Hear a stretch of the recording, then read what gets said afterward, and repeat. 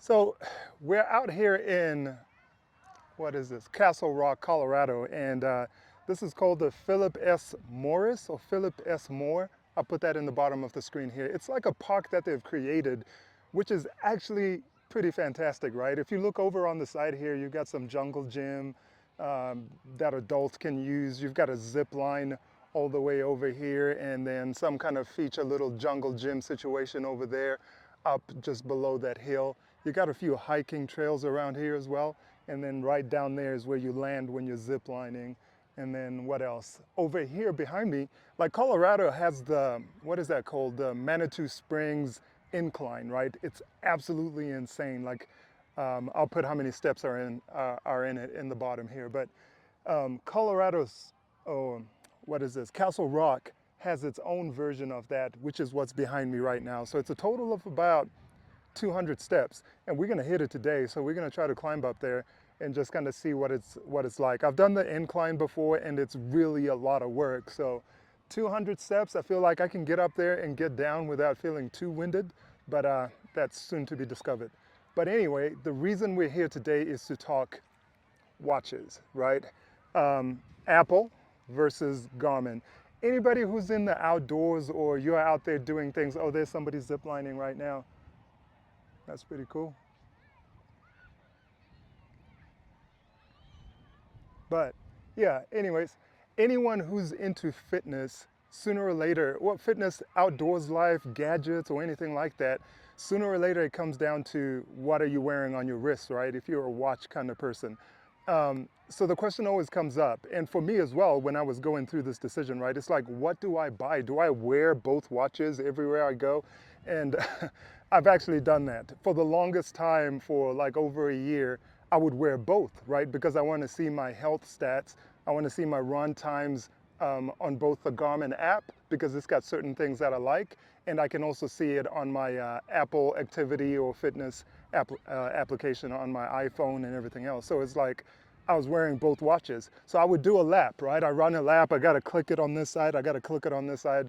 So it's a little ridiculous, right? And a little painful. So I think I finally came up with a solution to that problem. Like, what do I actually wear? And I think it's going to be the Apple Watch. If you're doing normal city stuff and you're just in the city, I think the Apple Watch is really the ticket, right? Because it's got everything on there. You've got your maps if you need to navigate somewhere real quick. If you've got the cell phone signal on it activated, you can also make phone calls. If you've got meetings, like you work in an office, maybe you got meetings, your Outlook calendar comes up on that. You want to do a quick little workout in the morning, a little high intensity interval training, your watch can do that. You want to weight lift, the watch can do that. You know, all those things the watch does, right? And you're like, yeah, the Garmin does that as well. It does, but not as well as the iPhone does. Something, or not iPhone, but the Apple Watch. Something about it, everything is just easier to do. The touch screen is pretty intuitive. It's smooth flowing. It's not cumbersome. The learning curve is it's just easy to use, very well designed. The Garmin, this is the Tactix Pro, right, 7, and it's got the touch screen now. You can kind of get into the menus, but there's a learning curve to it, and getting into applications is not quite as easy as it is with an Apple Watch. And you'll ask somebody who's only ever used Garmin, and they'll be like, no, this is way easier. I get that, you know, just because that's what you're used to. But for me, I'm not specific to any particular device, right? So I'll use Garmin, I'll use the Apple Watch, I'll use anything, and no matter what it is, I don't know. At the end of the day, I really feel like the Apple Watch is just easier to use. So as long as I'm in the city and I'm doing city stuff and I'm just living a regular old life, I've got my Apple Watch on.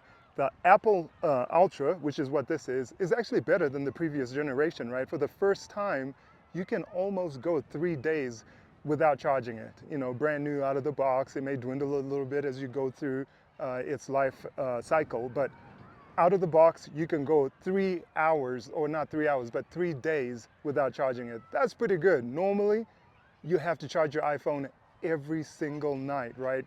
You get home from work, if you can even survive a full 8-hour day with the previous generations, you got to charge it. This one, that's super cool that you can go 3 days. So that's the breaking point though, the battery life.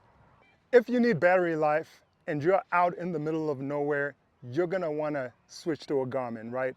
When I go adventuring, if I'm going hiking, if I'm going on a trip to Africa, if I'm going anywhere where I feel like I need to be more dynamic, like I don't have my home situation where at the end of the day I got my nice cute little Apple charging station with the cell phone and the AirPods and whatever else. Now if I don't have that and I'm in the middle of nowhere, Garmin is where it's at. This battery can last, what, 28 days. And now it actually has a solar option on this Tactix Pro or Tactic Pro 7, however you want to say that. It actually has a little bit of solar. I wouldn't say it's got solar, but they say it does, and it'll kind of hold the charge. It's not enough to actually recharge the actual device itself. But even without that, right, it will last you 28 days. So that means you go adventuring, you go out hiking, you go out doing this, you can come back at the end of the day and just not have to worry about charging it. You go out the next day and the next day and you'd still be good. It's not gonna last you 28 days, right? I get it. If you're out there, you know, all day long, really knocking it out, you're using the navigational features and the maps and everything else, it may be what? Maybe 20 days, but still, you get my drift. It's still a better bet if you need battery life and you're out in the middle of nowhere. So I've stopped wearing both watches. The only reason I'm wearing them both today is just to kind of show you guys that, yeah, I've got both, and it's a struggle, right? Because you want everything that they both offer in one device, but it's just not where it's at. It's almost like these guys talk to each other and say, hey, let's make watches, but you will miss out on one thing, I'll miss out on one thing, so that people are so confused they don't know what to buy and they end up buying both, and we all make money and everybody wins. Because it's just like, why isn't one device catering to everything, right? So, but that's just not the way it works. But, so, if you're in the city, long story short, if you're in the city and you're doing city stuff, Apple Watch, okay? Your calendars, that's all fantastic stuff. That's gonna be very convenient. You go out into the middle of nowhere, you're adventuring, you're overlanding, you're camping, you're on an excursion, Garmin, that's where it's at. Hopefully that was helpful. We're gonna go and hit this incline right now, see what kind of craziness happens.